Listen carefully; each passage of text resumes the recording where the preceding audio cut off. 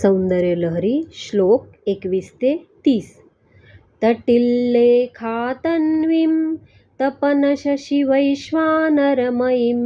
निषन्नां शन्नामप्युपरि कमलानां तव कलां महापद्माटव्यां मुदितमलमायेन मनसा महान्तः पश्यन्तो ददति परमाह्लादलहरीं। भवानि त्वं दासे मयि वितरदृष्टिं सकरुणाम् इति स्तोतुं वाञ्छन् कथयति भवानि त्वमिति यः तदैव त्वं तस्मै दिशसि निजसायुज्यपदवीं मुकुन्द ब्रह्मेन्द्र स्फुटमकुटनीराजितपदां त्वया ऋत्वा वामं वपुरपरितृप्तेन मनसा शरीरार्धं शम्भोः अपरमपि शङ्केरुतमभूत् यदेतत्त्वद्रूपं सकलमरुणाभं त्रिनयनं कुचाभ्यामानम्रं कुटिलशशिचूडालमकुटं जगत्सूते धाता हरिरवतिरुद्रः क्षपयते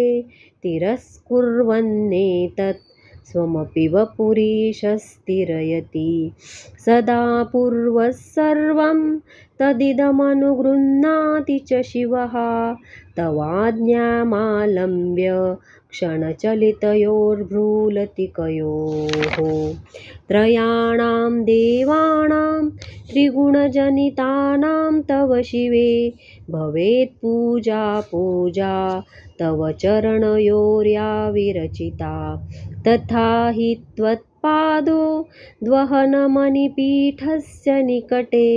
स्थिता हेते शश्वत् मुकुलितकरोत्तं समकुटाः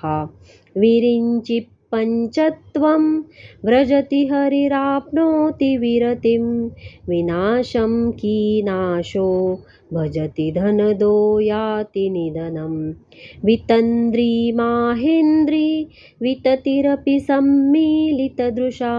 महासंवारेऽस्मिन् विहरति सति त्वत्पतिरसौ जपो जल्पशिल्पं सकलमपि मुद्राविरचना गतिप्रादक्षिण्य क्रमणमशनाद्याहुतिविधिः प्रणामः संवेशः सुखमखिलमात्मार्पणदृशा सपर्यापर्यायः तव भवतु यन्मे विलसितं सुधामप्यास्वाद्य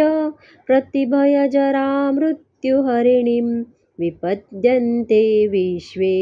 विदिशकमखाद्यादिविशदः करालं यत्क्ष्वेलं कबलितवतः कालकलना